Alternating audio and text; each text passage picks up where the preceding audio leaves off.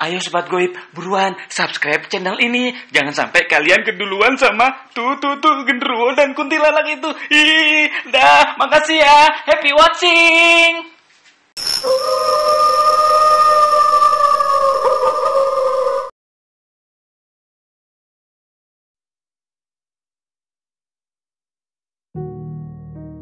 Halo Sobat Goib, perkenalkan saya Putri. Usia saya 40 tahun dan sekarang saya tinggal di Jakarta.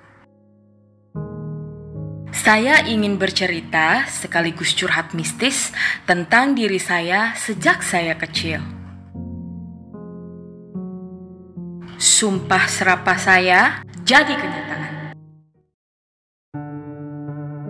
Saya mulai menyadari tentang hal ini sejak usia saya remaja.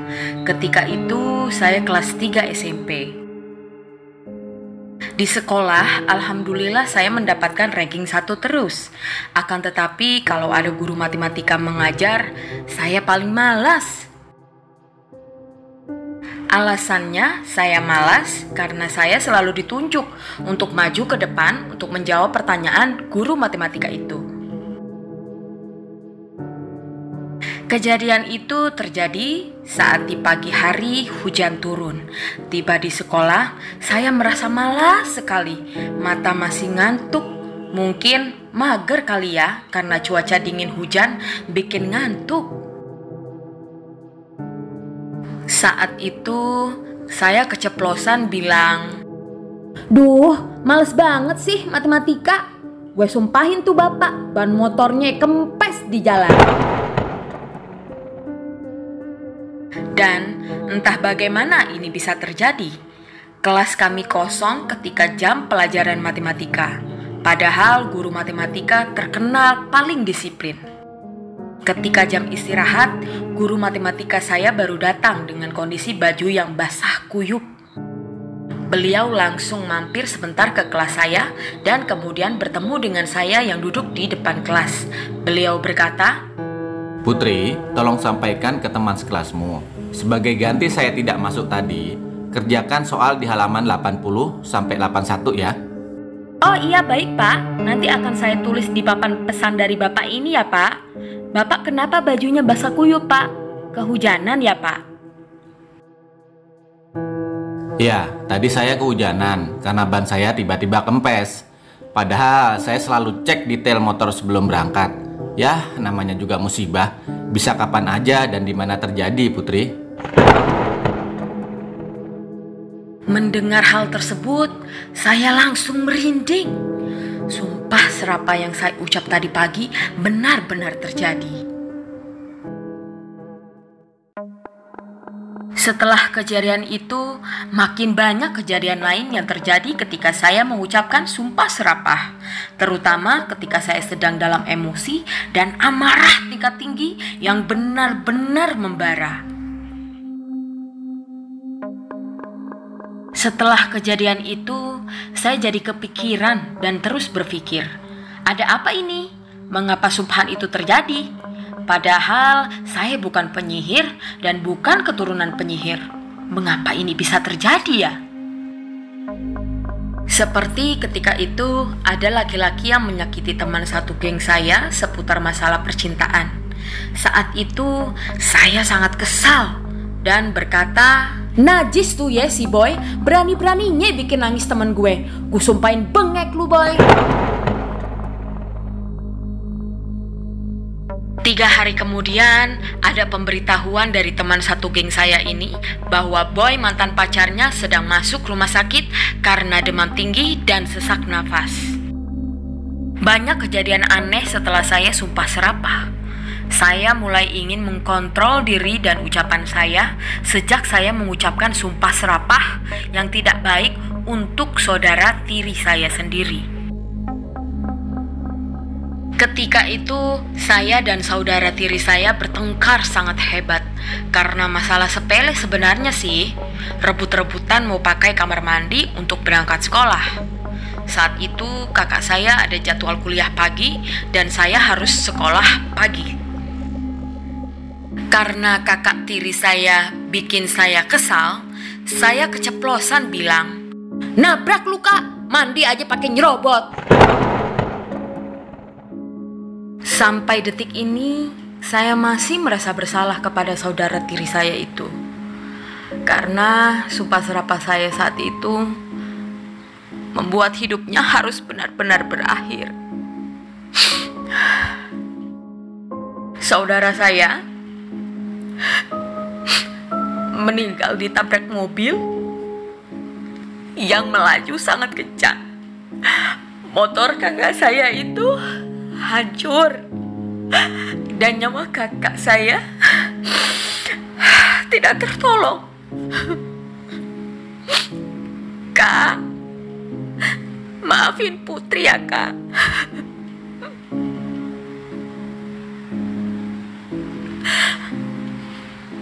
Sekian tentang kisah saya ini. Terima kasih Papi Seto sudah memberikan wadah untuk saya bisa mengaku atas segala kesalahan saya yang telah menyumpahi orang-orang dengan sangat keterlaluan.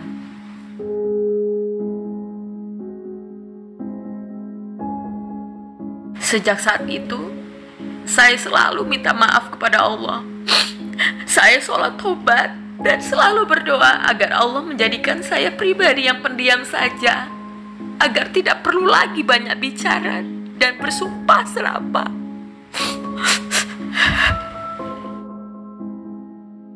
Sekali lagi, terima kasih Papi Seto.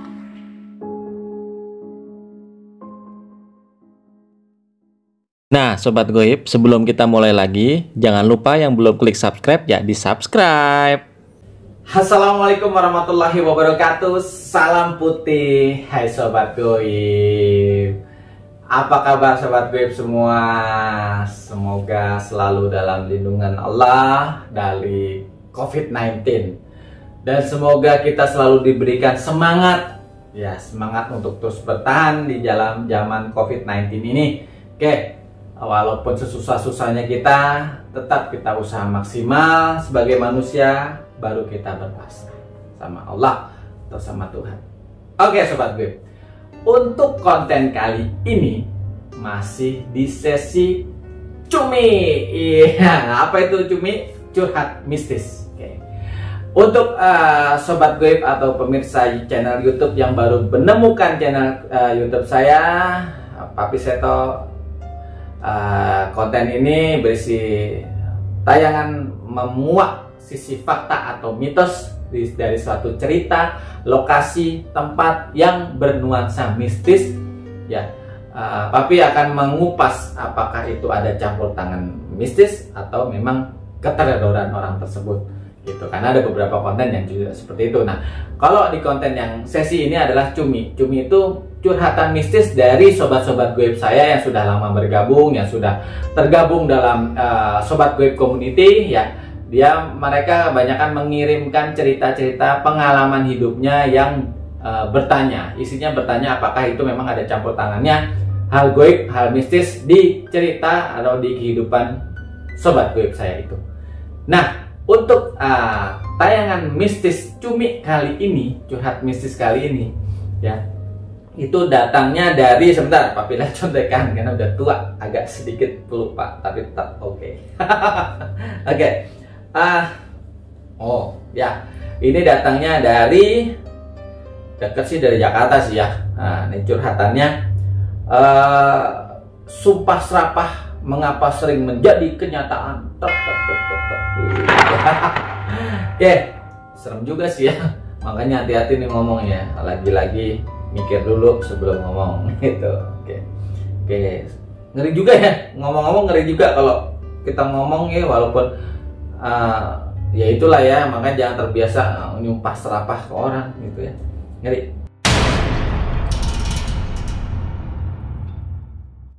Fenomena apa yang terjadi dengan saya? Mengapa setiap sumpah serapah saya selalu menjadi kenyataan? Fenomena, ya, ini memang ada orang yang apa ya bahasanya? Jadi ada orang yang diciptakan Allah, kalau dia berucap itu tajam omongannya. Itu terjadi bisa jadi karena terah leluhurnya ada yang dulu mungkin mengolah satu ilmu kebatinan, ya ilmu kebatinan itu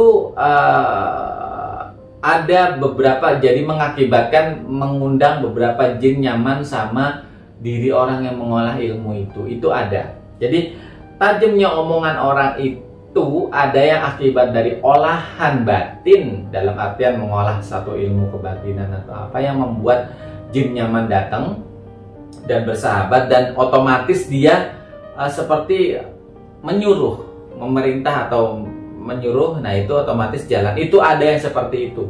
Jadi dirinya tuh disukai sama bangsa jin, ya. Jin tuh merasa nyaman, terus merasa dekat. Nah itu lah, jadi begitu dia ngomong apa kesel lah, jin itu yang berangkat. Nah itu ada satu fenomena yang seperti itu, ya. Yang kedua memang yang sebenarnya diciptakan Allah tuh, makanya ini sebenarnya untuk syiar, untuk dakwah, ya. Jadi orang ngomong tuh orang jadi nurut, jadi mendengar gitu ya. Sebenarnya untuk dijadikan seperti itu. Ada juga yang untuk mendoakan, ya mungkin harusnya jadi praktisi spiritual atau apalah bahasanya gitu ya. Gitu. Jadi sebenarnya ada orang yang kalau ditanya fenomena apa yang terjadi, ya memang itu ada di alam manusia ini. Allah menciptakan orang seperti itu, gitu kan. Oke. Mengapa setiap sumpah serapah selalu menjadi kejadian? Rasanya sih tidak selalu ya sumpah serapah. Mungkin di saat itu power energinya lagi kuat, energi batinnya tuh lagi kuat, dan dulu kemungkinan ya, mungkin untuk orang yang didampingi sama hodam leluhur yang dulu dampingin tuh jadi akan otomatis jalan gitu kan. Maka sumpah selalu kejadian. Sebenarnya sih ini bisa dibilang juga kebetulan. Ini bisa dibilang kebetulan karena sejatinya apapun itu tetap Allah yang berkehendak gitu. Kalau Allah belum berkehendak ya nggak mungkin terjadi sih, gitu ya. Walaupun sesumpah-sumpahnya gitu kalau berkehendak gitu. Sehebat-hebatnya paranormal praktisi seperti Papi, kalau Allah belum berkehendak ya belum. Gitu. Jadi memang tipis banget. Tapi tetap di akhirnya Allah yang berkehendak. Ya kita mau berusaha sekuat tenaga kita, kalau Allah belum berkehendak ya belum.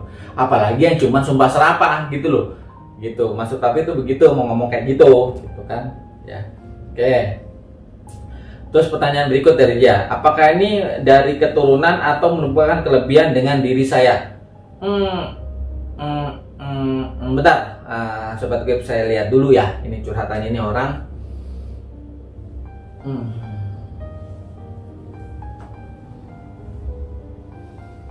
Keturunan ya, khusus untuk curhatan ini kalau Papi lihat memang dari keturunan ya. Papi udah mulai agak curiga karena tadi begitu buka ini terus ada yang say hello gitulah ya.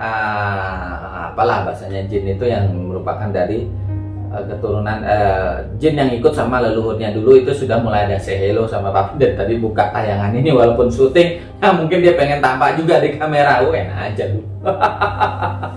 Gitu ya. Jadi ini kalau Papi lihat ada yang memang dari faktor keturunan yang dulu leluhurnya punya hodam pendamping juga. Oke, hati-hatilah kalau ngomong, makanya emosi dijaga.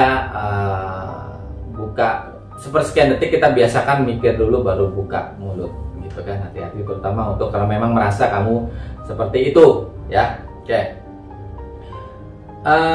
Bagaimana cara agar ketika kita berucap sumpah serapah tidak akan kejadian? Caranya ya jangan sompah, jangan sumpah serapah, jangan merasa wah nanti mentang-mentang gua terus jadi kayak takut sumpahin lo. Jangan gitu ya. Gitu. Jadi kalau memang sudah merasa seperti itu ya, ya sebisa mungkin kita istighfar lah ya. Kalau agamanya Islam istighfar, kalau agamanya lain ya ya intinya ingat kuasa Allah, terus ingat kesalahan kita manusia gitu ya. Jadi ya caranya tidak bersumpah serapah ya, harus lebih mengendalikan emosi. Oke, gitu aja. Sampai kapan saya akan selalu seperti ini? Sampai kapan?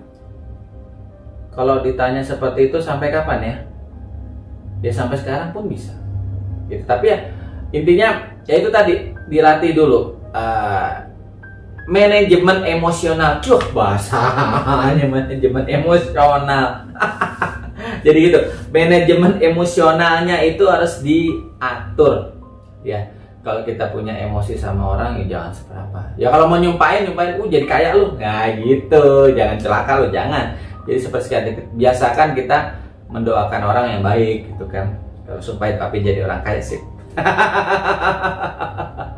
Oke. Jadi ya itu manajemen hati, lagi-lagi manajemen hati. Oke. Apakah bisa dihilangkan? Bisa, insya Allah bisa. Tapi harus benar-benar yakin kuasa Allah. Kalau memang mau datang ke papi, yakinkan dulu kuasa Allah melalui perantara tangan papi.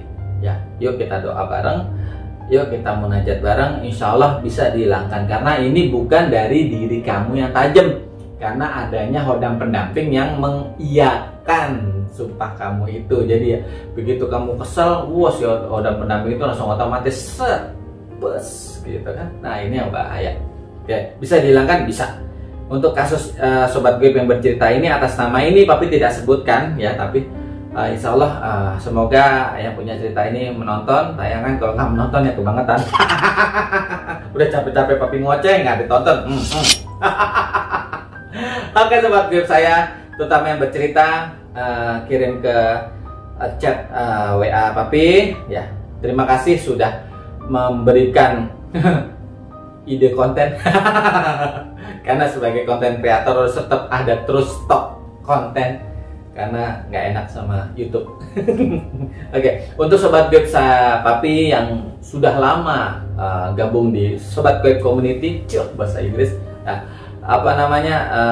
Kalau mau bercerita, terus ceritanya mau pengalaman hidupnya mau dimasukkan ke konten cumi, ya silahkan kirimkan cerita ke DM IG papi, chat WA papi pribadi maupun ke inbox fanpage papi. Oke. Terus ada untuk yang baru bergabung, selamat bergabung, selamat menikmati konten papi. Semoga ada sedikit maupun banyak edukasi yang didapat dari konten papi. Kalau ada salah-salah kata dari papi, salah sikap, ya mohon maaf. Kalau ada tayangan yang bermanfaat dirasa bermanfaat buat orang, silahkan di-share konten ini. Kalau yang sobat gue atau pemirsa channel yang baru ketemu channel papi rasa ini nggak bermanfaat, ya pura-pura nggak ngeliat aja. Oke, untuk sesi cumi kali ini papi sudahi dulu dengan ucapan Assalamualaikum warahmatullahi wabarakatuh. Salam putih ya sobat gue.